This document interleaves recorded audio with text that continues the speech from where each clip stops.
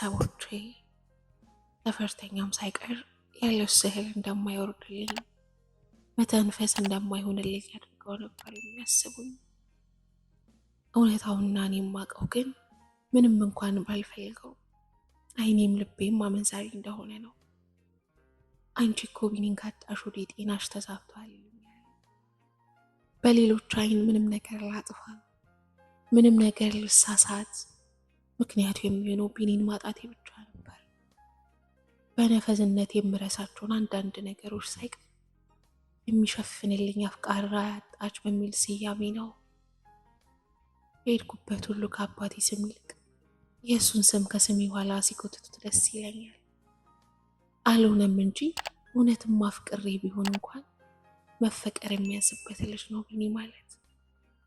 ቃልን አወቅሻት?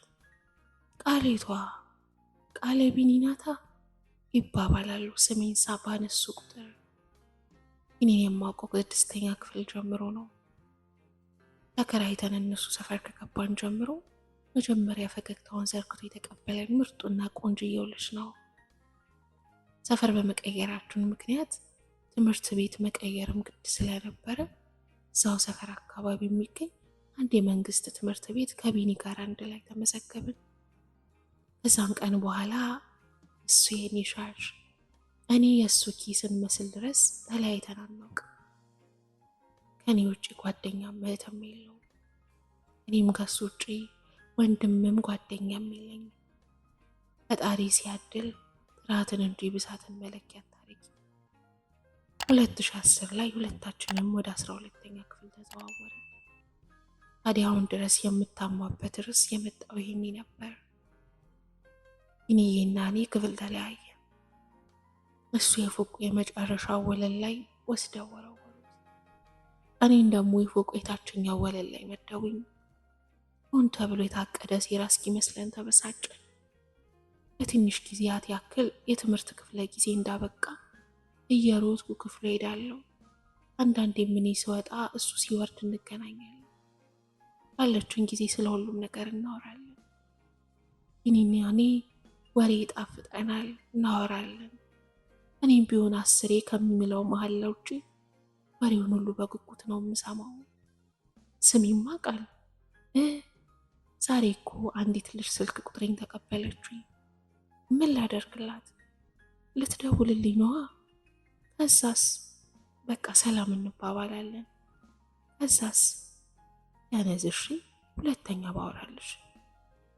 ትምህርት ከተጀመረ ከአንድ ወር በኋላ ከቢኒዬ የሚመጡ ወሬዎች ጠቅላላ ገሊት ለከፈችኝ፣ ገሊት ደወለች፣ ገሊት አብራኝ ተቀመጠች። ገሊት የቢኒ ወሬ ከመሰልቸት አልፎ ንዴት ቢጤ ይነካካኝ ጀመር። አድርጎት የማያውቀውን ነገር ሲያደርግ ሳይሆን ሲያስብ ነበር እየሮጠ መጥቶ የሚነግረኝ። እሱ ልብ ውስጥ ምስሌ መደብዘዝ እንደጀመረ ታወቀኝ። የመነጠቅ ስሜት ሰውነቴን ሁሉ አረረው። ቢኒ ማሰብ ካለብኝ ነገር በላይ አስበው ጀመር። ዛሬም ድረስ መቼ የሚማረሰውን ህልም ያየሁት ይሄኔ ነበር። ቢኒን አየሁት። ወንድሜ ብዬ የማስበውን ወንድ በህልም ዓለም ሆኜ ማየት ጀመርኩ። ከቅዠቴ ስነቃ ቢኒን እንዳፈቀርኩት ለራሴ ማንበብ ጀመርኩ። ዛሬ ላይ ፍቅር ምንድን ነው ብለው ቢጠይቁኝ ፍቅር ማለት የሀሳብ ድግግሞሽ ውጤት ነው ብዬ መልስ ነበር። ስንት ዓመታትን ከሳር ከቅጠል በላይ ለይቼ የማላየው ልጅ ዛሬ ድንገት የገጹ ውበት፣ የድምፁ ማማር ከጆሮና ከአይኔ ጋር የመጣበቁ ምክንያት ሀሳቢ ፍላጎት እንጂ ዓለም ለሚለፈልፈልበት ዋድሬ ፍቅር ይዞኝ አልነበረም። እኔም ቀጠልኩት። ለመዘመናት በፈለግኩት ቁጥር ያለበት መሄድ እንጂ ቀጠሮ መያዝ ያስፈልገን ነበር። አገኘኝ። እንደምወደውና ከሀሳቤ ሊወጣ እንዳልቻለ ነገርኩት። ቃል በቃል አይኑን እያየው አፈቅራለሁ አልኩት። መልሱ አይሆንም ነበር። ነደድኩ። አይሆንም በማለቱ ሳይሆን ያን የሚያዋርድ ቃል ማውጣት የተበሳጨ። ባልናገርስ? አፈቅራለሁ አልለውስ? በዛው ቅጽበት ፍቅር ተብዬው ንዴት ተቀላቅሎ ወደ ጥላቻ ሲቀየር ታወቀኝ።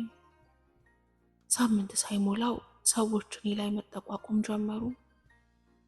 አንዳንዶቹ ያቺ እኮ ቢኒን ያፈቀረችው ልጅ ናት ይላሉ ጣታቸውን ቀስረው። አንዳንዶቹ ስታሳዝን፣ አንዳንዶቹ ምን ነው አርፋ ትምህርቷን ብትማር። እግዚአብሔር ለነሱ ሲያደላ ቢኒ ውጤት መጥቶለት ዩኒቨርሲቲ ገባ። እኔም በተወሰኑ ነጥቦች ወደኩኝ። መንደርተኛው ስጋዬን መዘልዘል ጀመረ። በየት በኩል መጣፉን ታየዋለች።